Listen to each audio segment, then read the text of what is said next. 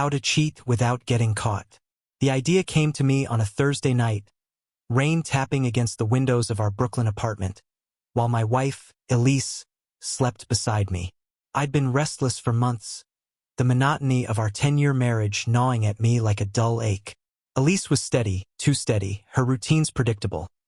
Yoga at 6 a.m., work at the museum by 8, home by 6 with takeout or a home-cooked meal.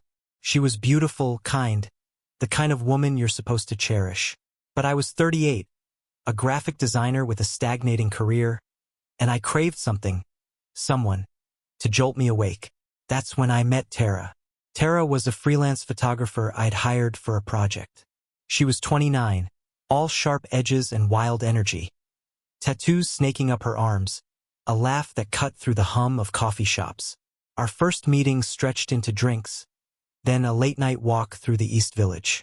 By the third week, we were texting constantly, her messages a mix of flirtation and danger that Elise's gentle, "How's your day?" could never match. I didn't want to leave Elise, not yet, but I wanted Tara too. So I decided to cheat. Not just cheat, but cheat smart. I'd make it airtight, undetectable. Here's how I planned it. First rule: control the narrative. I told Elise my firm had landed a big client, late nights, weekend meetings, the works. She nodded, trusting as ever, even offered to pack me dinners. "You're working so hard, Nick," she'd say, her brown eyes soft. I'd smile, guilt flickering, then bury it. Second rule: separate the worlds. Tara got a burner phone, a cheap flip model from a bodega, untraceable. We never emailed, never used apps. Texts only, deleted nightly. Third rule: alibis. I'd clock overtime at the office, leave my laptop open with design files timestamped, then slip out to meet Tara at her Williamsburg loft. Fourth rule: no evidence. Cash only for drinks or cabs, no receipts, no photos. I'd shower at Tara's, scrub away her citrus scent, and slide back into bed beside Elise like nothing happened. It was meticulous, a game I was winning. For 3 months, it worked. Tara and I met twice a week, her place a dive bar, once a motel off the highway. She'd tease me about my double life, her fingers tracing my jaw as we lay tangled in her sheets. "You're good at this," she'd say, half impressed, half mocking. I'd laugh, adrenaline spiking, convinced I'd cracked the code. Elise suspected nothing. She'd ask about my client, and I'd spin tales of deadlines and picky executives, details so vivid I almost believed them myself. The thrill wasn't just Tara, it was the control, the mastery of deception. I was untouchable. Then came the crack. It was small, a hairline fracture I didn't notice until it split wide open. One Tuesday, I left the office early, told Elise I'd be home late, and met Tara at a bar in Bushwick. We drank too much, whiskey for me, gin for her, and stumbled back to her loft. I woke at 3 a.m., head pounding, and realized I'd left my wedding ring on her nightstand. Panic hit, but Tara was already asleep, sprawled across the bed. I slipped the ring back on, checked my reflection in her cracked mirror. No marks, no traces, and caught a cab home. Elise stirred as I climbed into bed, murmuring, "You're late. Client revisions," I mumbled. She sighed, rolled over, and I thought I'd dodged it. The next morning, she was quiet. Not angry quiet, just off. "You smell different," she said over coffee, her tone casual. My stomach dropped. "New office soap," I lied, forcing a grin. She nodded, but her eyes lingered, searching, not soft. I brushed it off, headed to work, and texted Tara from the burner. "Close call. Ring." She replied, sloppy, "Nick, be careful." I deleted it, unease creeping in. That night, Elise asked about my project again, details I'd already given. "Sounds stressful," she said, voice flat. "It is," I replied, keeping it light. But the air had shifted, a subtle tension I couldn't pin down. Rule 5, I decided, adapt. I scaled back with Tara, once a week, shorter meets. I doubled down at home, cooking dinners, watching Elise's favorite documentaries, even suggesting a weekend trip. She warmed up, the softness returning, and I exhaled. Maybe I'd imagined it. But then, a week later, I found my burner phone missing. I kept it in my gym bag, buried under sweaty towels, a spot Elise never touched. I tore the apartment apart, closets, drawers, under the couch, nothing. Lost something?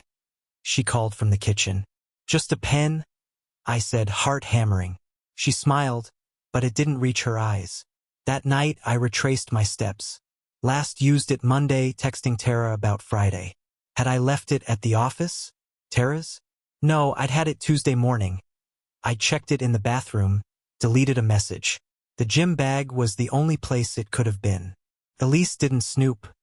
She trusted me. Didn't she? I watched her over dinner, her movements deliberate as she sliced chicken, her silence heavier than usual. Everything okay? I asked. Fine, she said, too quick. I couldn't ask about the phone. Admitting it existed would unravel everything. So I waited, paranoia gnawing. Friday came and I met Tara as planned. You're jumpy, she said, pouring wine. Lost the burner, I admitted. Her eyes widened.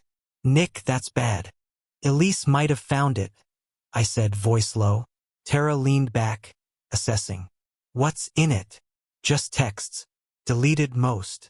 Most, she smirked. You're not as good as you think. I bristled but couldn't argue. If Elise had it, she'd see Tara's number, our plans. No names, but enough to suspect. Dump her, Tara said, casual. I'm not ready, I snapped. She shrugged. Then fix it. I got home at 11, Elise asleep, or pretending to be. The next morning, she was up early, yoga mat rolled out. Good night, she asked, stretching. Exhausting, I said, watching her. No hint, no edge, just Elise. I started doubting myself. Maybe I dropped the phone somewhere. A cabbie found it. End of story. But then, Monday, my boss called me in. Nick, your wife stopped by yesterday. Dropped off a phone. Said you forgot it. My blood froze. She what? Nice of her, right? It's on my desk. I bolted to his office, grabbed the burner. A black flip phone, scuffed, and flipped it open. No texts. Wiped clean. Elise had it. She'd seen it. And she'd returned it. I drove home, mind racing. Confront her? Deny it? Play dumb? She was at the museum, giving me hours to think. I checked the apartment, her laptop, her drawers, her phone. Nothing incriminating. But she'd outplayed me. She knew, and she wasn't showing her hand. That night, she cooked pasta, hummed softly, acted normal. Too normal. Thanks for dropping off my phone, I said, testing. She paused, mid-stir. Oh, that? Found it in your bag.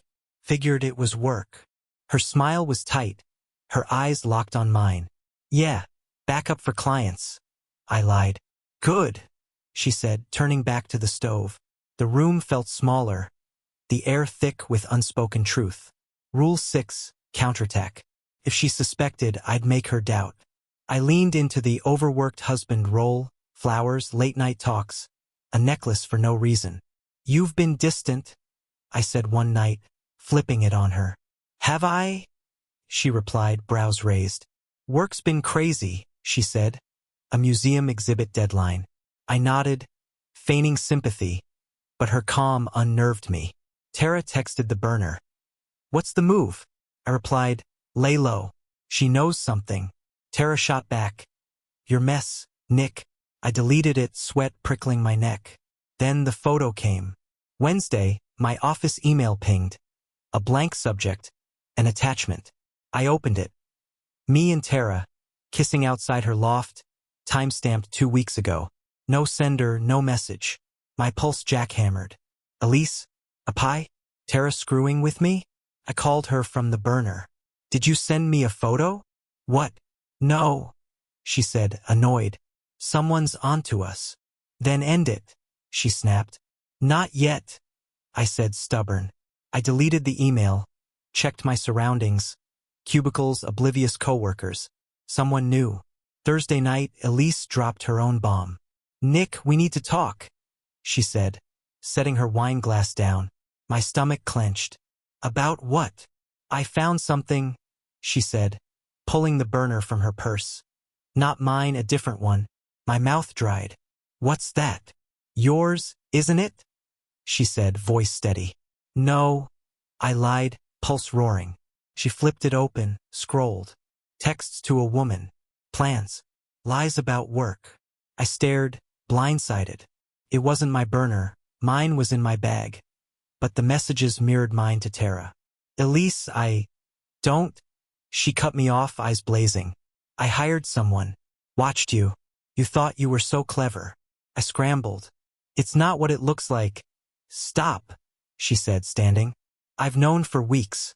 The ring, the phone, the client. You're sloppy, Nick.